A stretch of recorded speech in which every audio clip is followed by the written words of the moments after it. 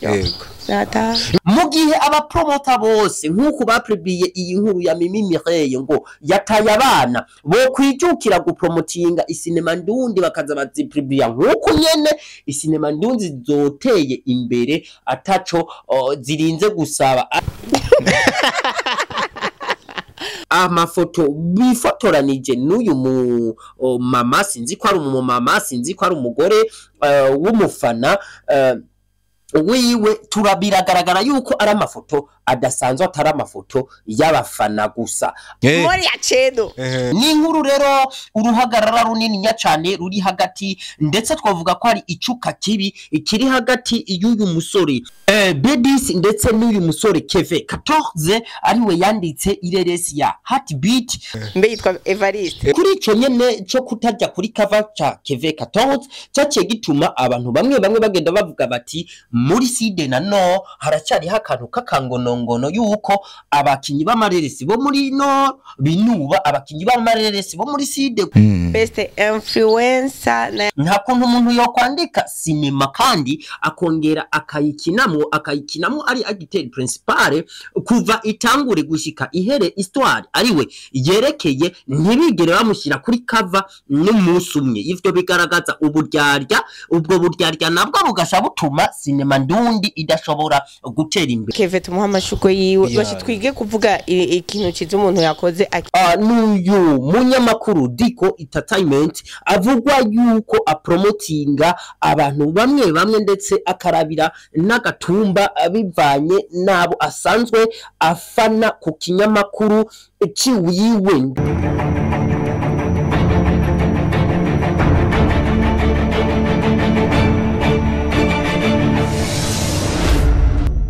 bimwe mu bibazo bitanu bishobora gutuma sinema Ndundi isubira inyuma biturutse ku bakinyi b'amareresi nyene ndetse bamwe kubayahagariye ku masonga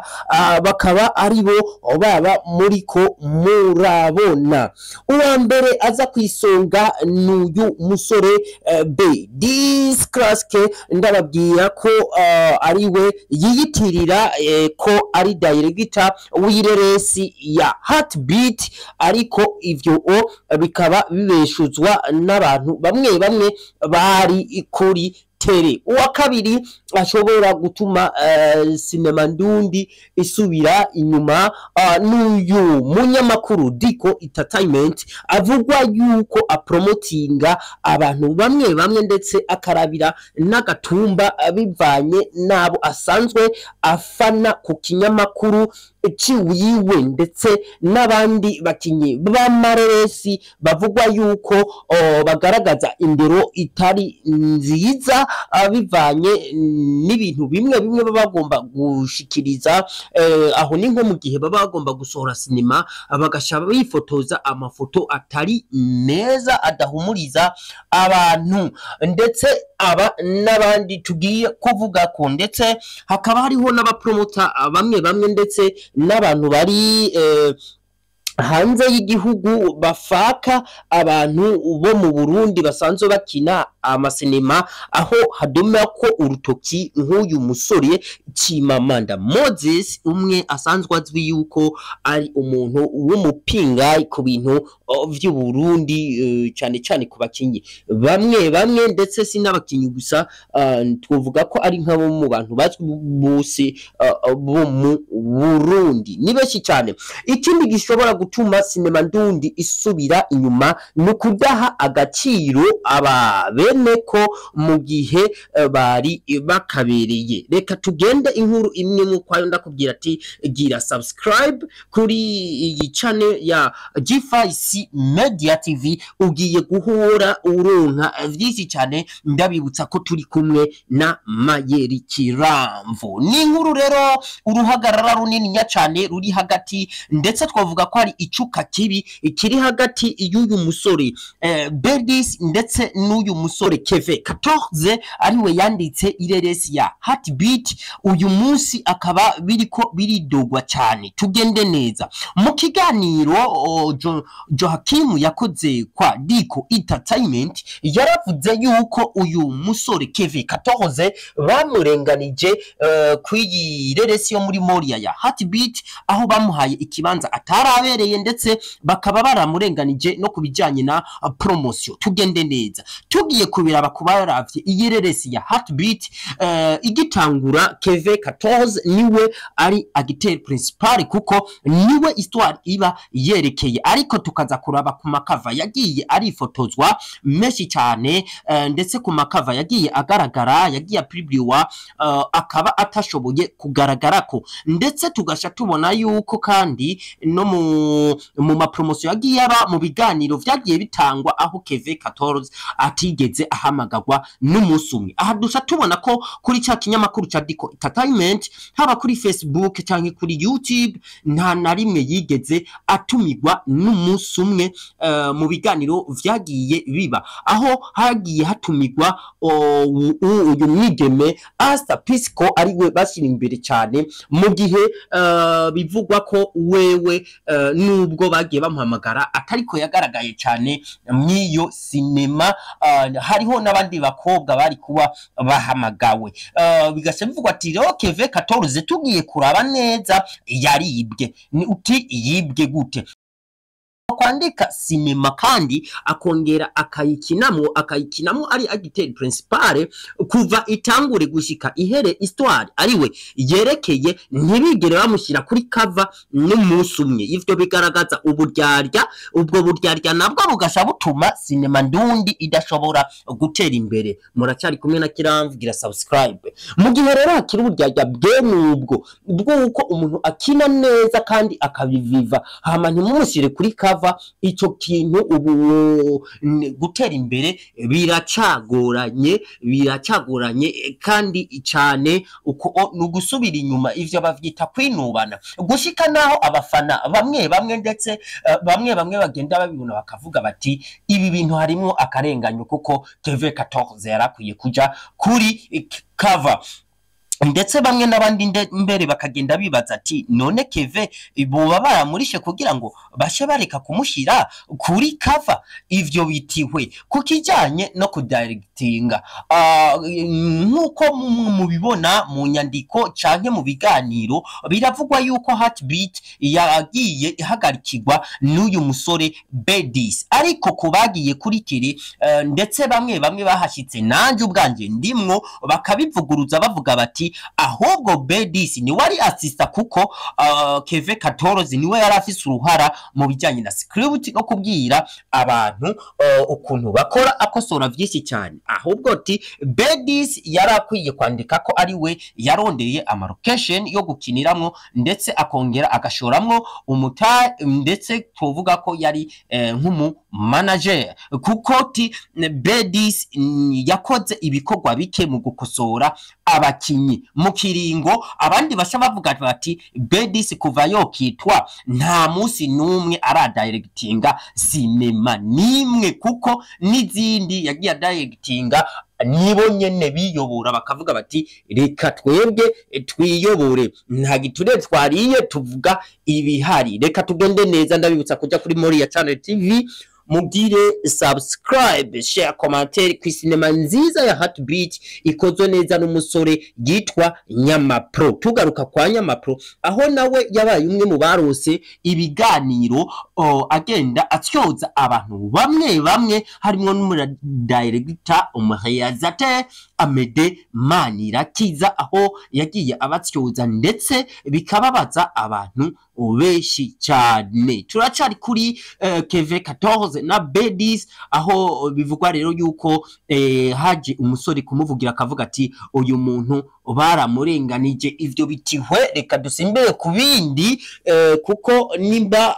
bakosore, nimba atarabakosora naho baze ngaha babivuge, kuko vuba cyane tugiye kurondera umwe wese mu vyega. Mumenye ko iyi video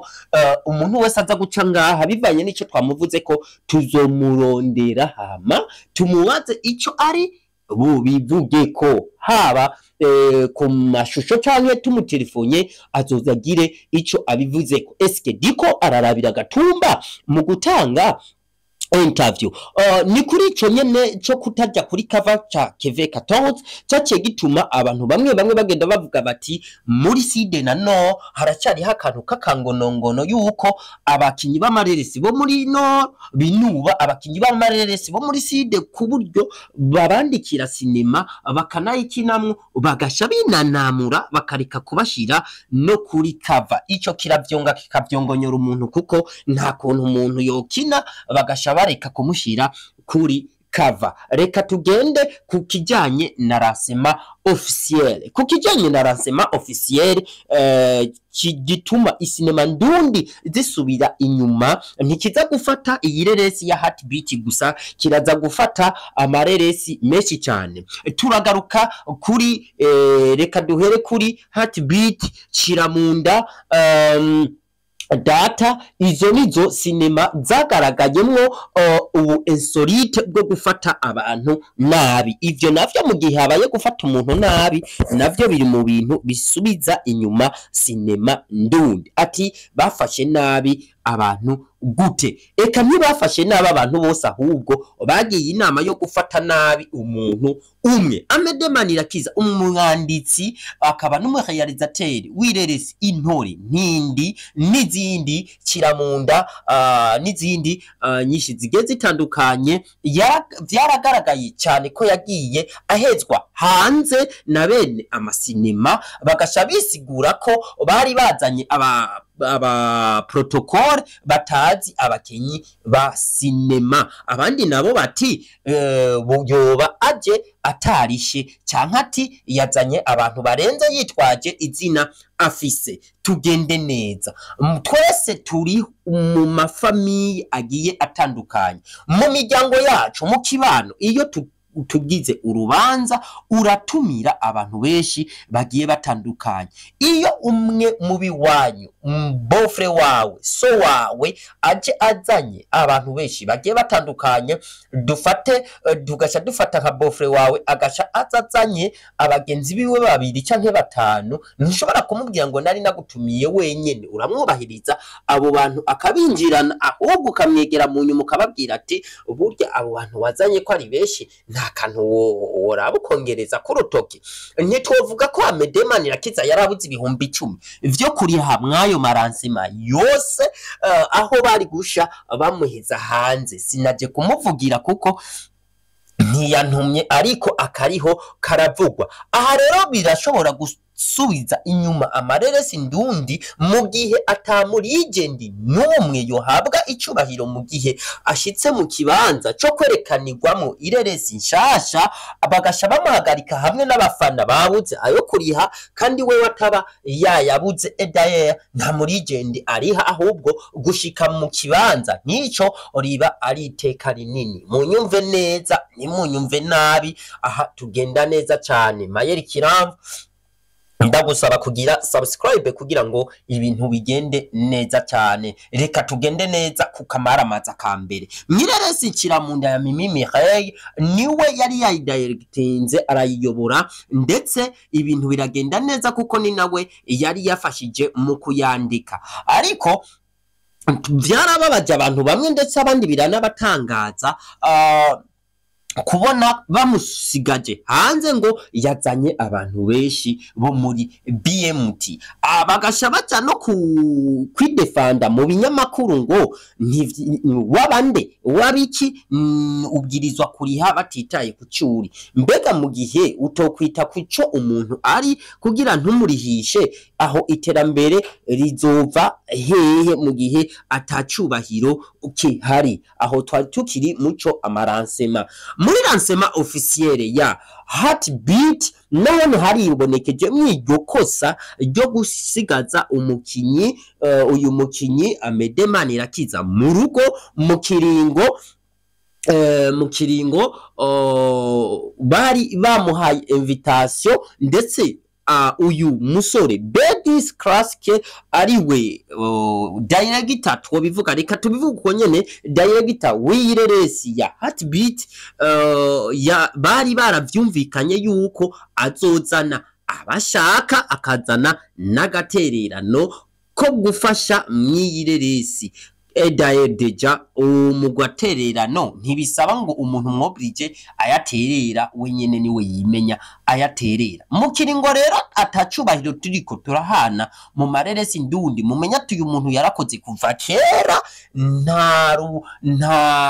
nta terambere na rimwe turiko turabona ahubwo umwe wese azogira iterambere ryiwiwe bibe ibintu vy'ubusimbira hamwe nta bumwe buzoba buhari mu kiringo uyu munsi harawa akajambo ngo muri bwa bumwe ahubwo yabavyari kunda mwoga hinde mukavuga muti muri bwa buryarya kuko ubumwe bw'ubwo kuri bamwe ku bantu babona ibintu nibindi nta bumwe tuba turiko turabona kuko niboza kumbwira hano hari ubumwe basohora umuntu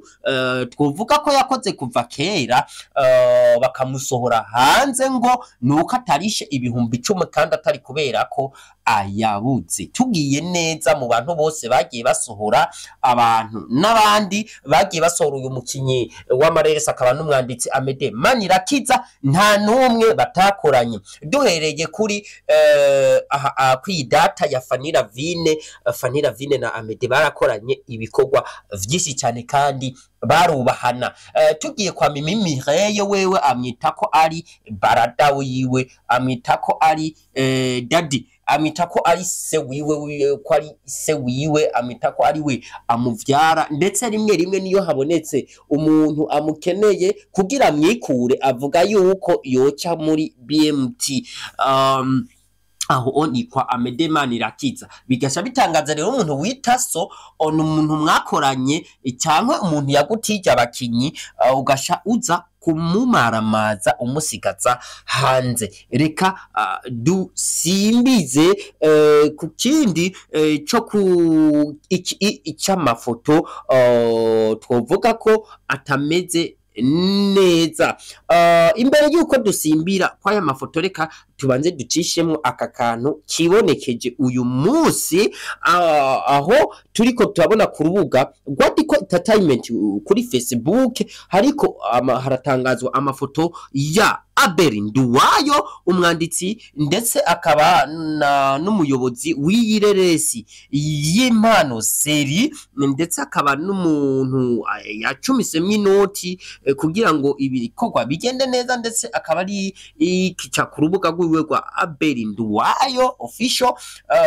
aho hariko araboneka amafoto ariko aragenda agaragara ngo yagiye guhura n'umufana wiwe wo muri Tanzania aho handitse ati haratokombeye kuko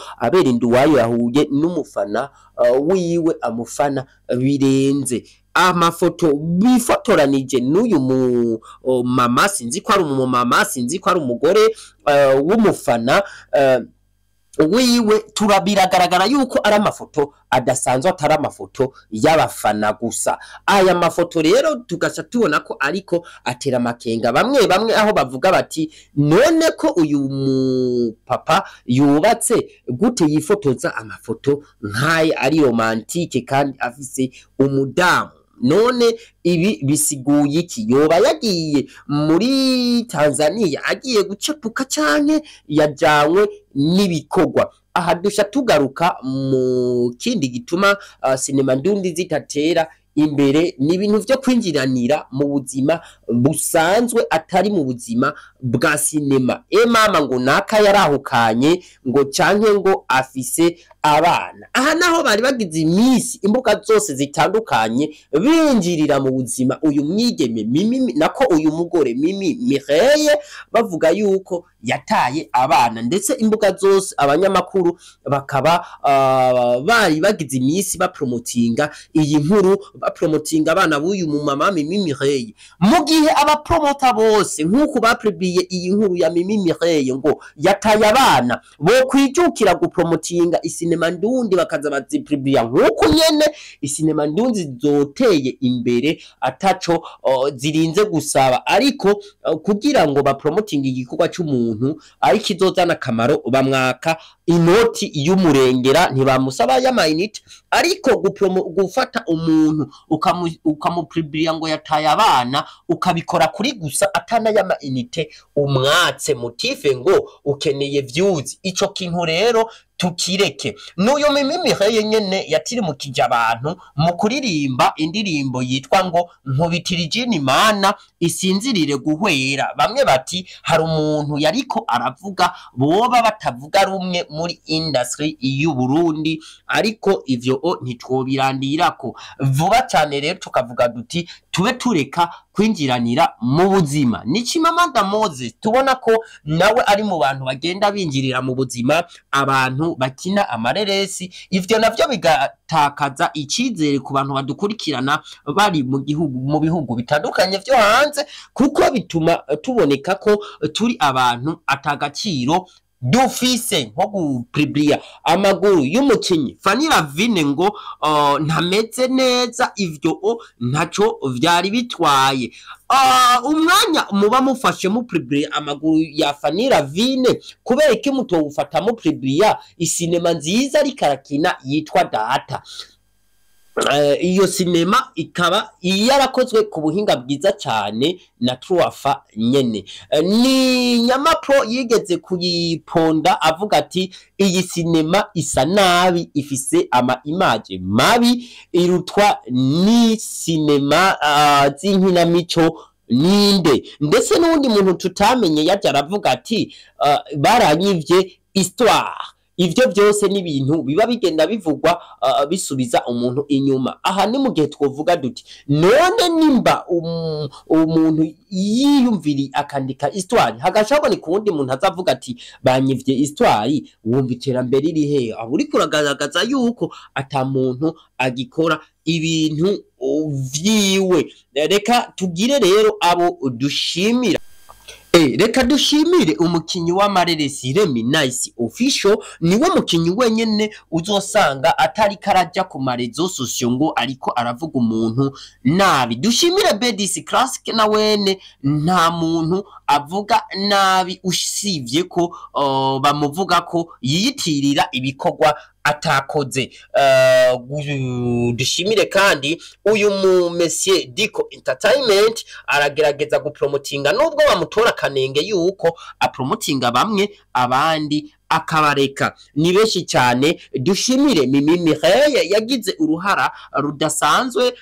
ariko aragerageza kugira uruhara rudasanzwe mu guteza imbere isinema ndundi mu gukina mu Burundi ndetse no mu Rwanda reka dushimire Abel Nduwayo nawe yitanga atiziganya mu gushikana ireresi ndundi mu bindi bihugu Tanzania Uganda ndetse n'ibindi twovuga ko East Africa yose ayikontorora akagerageza gushikanayo amareresi ndundi dushimire Mr Sami official nawe adahemuka atigera tezura kuguma atanga amareresi ndundi dushimire Amedemani yakiza nawe ahesha icubahiro ireresi ndundi mu gukora amasinema meza cyane reka dushimire X-Ray Bam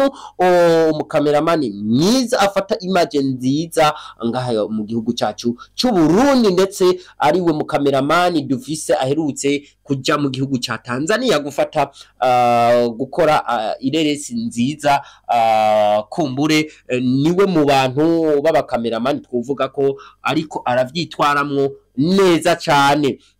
reka dushimire buri muntu wese yitanga atiziganya mu kugira ngo ibikorwa vy'amasinema ndundi bigere ahabona bigere bishike kure dushimire Kadoravele umukinyi w'amaresi w'umwigeme mwiza yitwara neza avugwa yuko ariwe mukinyi w'amaresi afise indero ndundi adahabukira ifaranga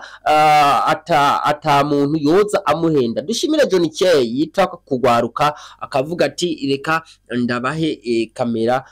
mushobore kwifasha naba nabandi tudashimye kuvuga ndetse nabandi tuzogenda tubagarukana ndababwira ati yari mayeri kiramvu nk'ibisanzwe mugire subscribe ndababwira ati ibintu birameze neza cyane merci beaucoup mugiraho muba mwubahwe aba mumvise mwakozwe ko nta rwanko rurimo